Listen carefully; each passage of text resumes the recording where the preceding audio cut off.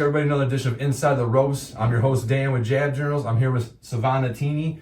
Savannah is, in limbo, kind of waiting for a fight. Or no, you do got a fight coming up. Well, you want to tell the fans where that's at? Yeah, I haven't announced it officially yet. So first inside scoop here, but April 1st, Tennessee, Nashville. So first time outside of Michigan as well. But it will be all on Instagram here shortly. Right. Now, you traveled, throughout your amateur career, but this would be your first time fighting out of state as a pro, right? Yeah. How's that feel? Any nerves with that, or are you pretty confident, feel good going down there? I was asking for it. Okay. So I was very adamant about this next fight being out of state. Not that I don't love, obviously, fighting in my hometown, just to help expand fans and get used to fighting outside of your home. That was like my number one, and my manager achieved that. Thankfully. Very cool. Now, the last time we saw you fight was a very big fight against Dee Bigley. I think her name was from Ireland. Mm-hmm. First women's boxing match ref by a woman referee. Right. So how did it feel to be a part of something like that with the history behind that? I loved it. I thought it was so empowering in a lot of ways.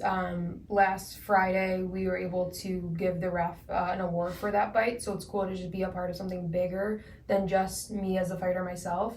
So definitely really cool just for the history of it. Yeah, and just to go to the fight, and the fight itself was a banger. I mean, the crowd was into it. Both you guys were bloodied up. You had told me off camera it was the first time you were cut in a fight. What was that experience like? Definitely a banger of the fight. First time not only just being cut, but also just having that heavy of a bloody nose. I got a headbutt, so I got cut here, but obviously I was just bleeding profusely. I'd say big learning lesson to be able to understand like how to breathe with the cut and then just handle obviously the amount of blood, not only from me, but from her. It was only my third fight, but I realistically think it gained like me confidence and experience for like, I feel like I'm at fight like 6 with what I gained from that one.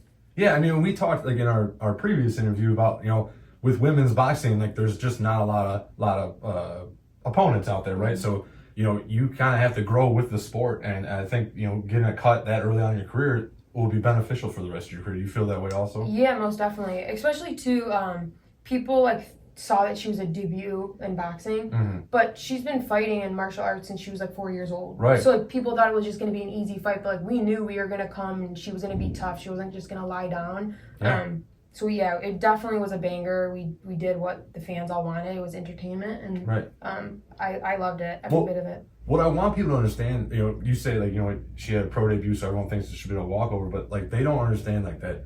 This girl has been fighting combat sports forever. She knows how to fight. She can take a punch. Sometimes there's debuters that they get hit once and then they're just done, right? We were talking about that a little bit off camera, so definitely a good fight for you guys.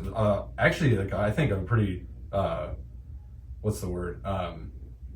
aggressive fight for that point in your career. You know what I mean? That could have ended if she came out and blitzed you. It looked bad, but obviously you pulled it out, put on a hell of a show for the fans. Everyone loved it.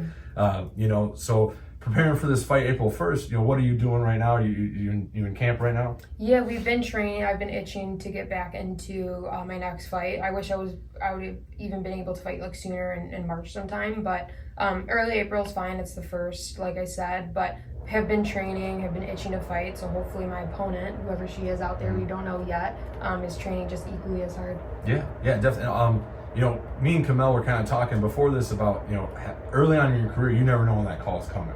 So you guys kind of both in that same mindset of like, we got to stay ready just in case that call comes. Yeah, and it's like, in a way, unfortunate because, you're continuously training. You don't want to overtrain too soon. You don't want to hit peak too soon, but at this point, that's really our only option. So we take what we can get whenever we can get it. Yeah.